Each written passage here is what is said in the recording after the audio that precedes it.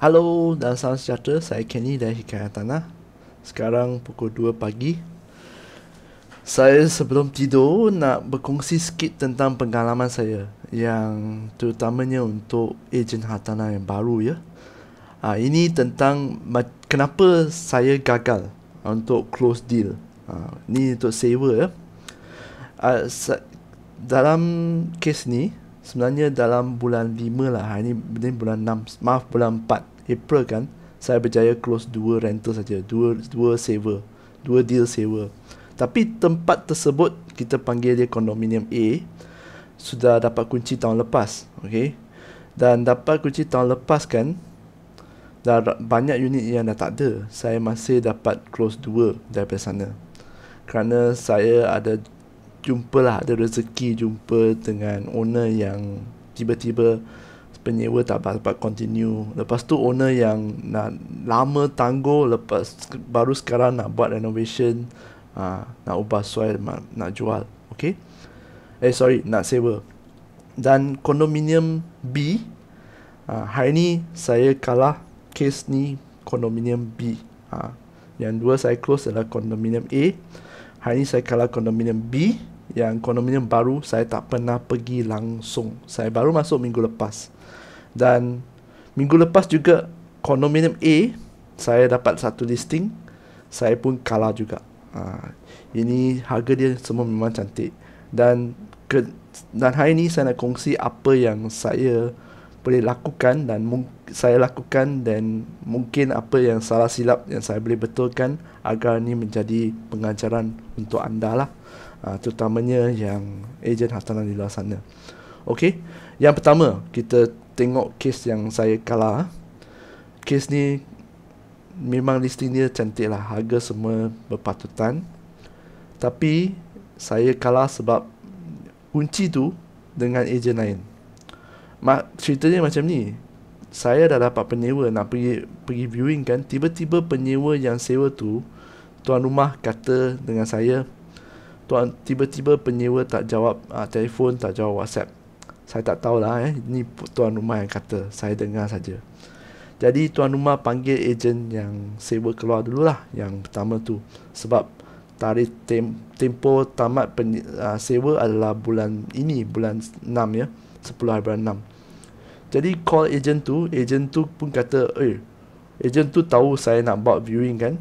Ejen tu cakap dengan penyewa, saya pun ada penyewa, you bagi saya lah, sebab kunci pun ada pada dia kan. Jadi siapa yang pegang kunci tu, dia ada power lah, dia ada leverage.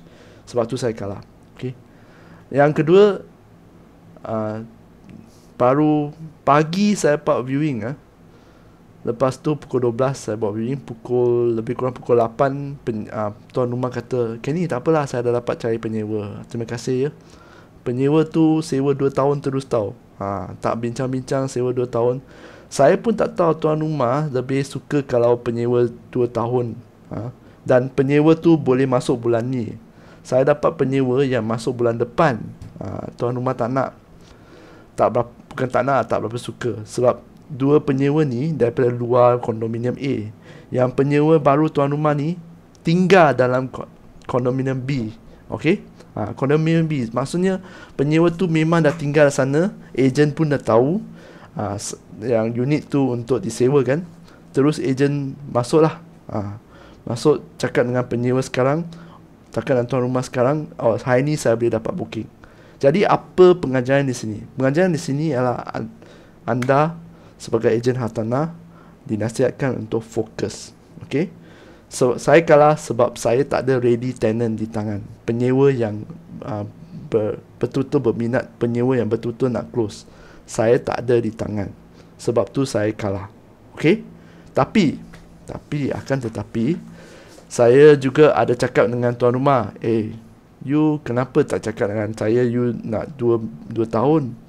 Kalau you cakap dengan saya 2 tahun, I awal-awal cakap dengan penyewa 2 tahun.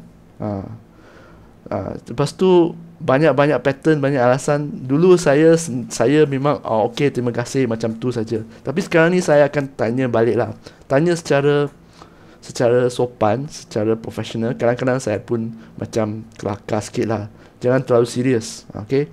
Kalau terlalu serius ni, Sebab bukan salah tuan rumah, bukan salah penyewa, bukan salah sesiapa. Okay? Kita sebagai business owner business, kita kena bertanggungjawab.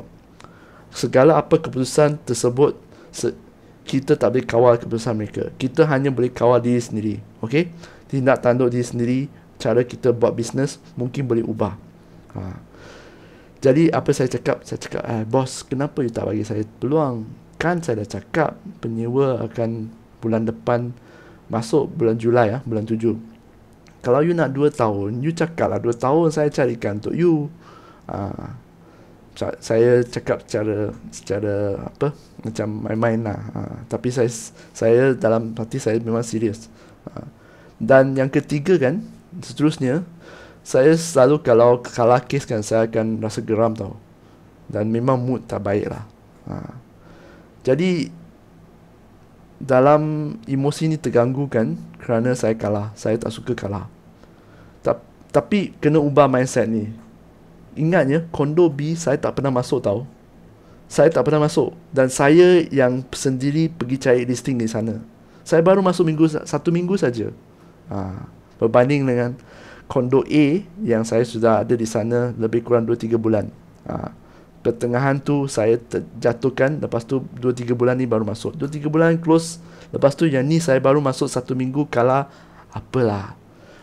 You tahu tak, walaupun saya kalah satu listing tersebut, tapi saya dapat banyak listing yang lain. Dan saya dapat pergi tempat tersebut. Dan saya dapat jumpa dengan orang yang lain. Banyak orang, prospek pun ada lagi. Okay. Jadi saya tak kalah. Okay. Saya ada ready leads penyewa yang tersedia untuk listing yang lain. Itu yang saya kena fikir. Dulu saya salah fikir, alamak, bazir duit iklan saya lah. Betul, itu bazir duit iklan kalau saya ambil listing yang terlalu jauh dan saya tak boleh uruskan. Itu adalah bazir duit iklan. Awal-awal kena bagi tahu dengan tuan rumah, maaf tuan rumah, tempat tu saya tak cover ya. Macam tu. Jangan semua you ambil, okey? Itu adalah pengajaran saya lah. Yang seterusnya, mungkin saya tak tahu tentang anda, tapi sejak kebelakangan ni banyak kes yang banyak viewing lepas tu tak sangkut. Sebab penyewa sekarang kan banyak pilihan. Dan hidup ni makin lama makin keras juga. Jadi mereka pun nak berjimat. Mereka akan nego. Kadang-kadang tu harga tu sampai rendah sampai tak masuk akal. Jadi susah nak close juga. Okay. Jadi kita sebagai ejen kan, kita tak dibayar gaji tau. Kalau kadang-kadang tekanan macam ni kan, tekanan kewangan macam ni akan mengganggu fokus kita buat kerja. Jadi kepada ejen-ejen hartanah yang kat luar sana, kalau anda betul-betul terganggu dengan kesempitan kewangan, saya sarankan anda cari kerja yang part time lah. Buat kerja gig ke, kerja part time. Buatlah, nak jual e-commerce ke, nak buat affiliate ke, nak jual nak parcel delivery ke, nak bawa motor grab food ke, tak ada masalah. Buat saja, asalkan anda dibayar setiap hari atau setiap minggu. Anda tahu anda dapat tunai. Okay. Dan sebab kita tengok kes ni ya, saya pegang listing ni, saya ingat dah close tau. Tiba-tiba tuan rumah message terus habis. Jadi masa depan kita kan, untuk adakah kita boleh bayar komitmen kita tu tak tentu. Dan ini akan mengganggu emosi kita. Emosi fokus, tekanan pun akan lebih tinggi. Apa yang saya nak ringkasnya, apa yang saya nak bagi tahu ialah jangan takutlah cari kerja yang kedua. Cari kerja yang ketiga yang boleh beri tunai secara berkala dan tepat pada masanya. Okey? Sebab ini akan menstabilkan emosi anda, dan anda kalau stable emosi, anda juga ada duit untuk iklan dan bisnes hartanah anda akan berkembang. Okey? Itu saja saya nak kongsi. Dah pukul 2 pagi ni saya nak tidur lah. Lepas ni esok ada kerja nak buat lagi. Saya harap apa perkongsian luahan hati di sini akan membantu anda, terutamanya anda ejen hartanah yang baru. Jangan putus asa. Yang penting kita selalu fokus pada negatif yang kita kalah.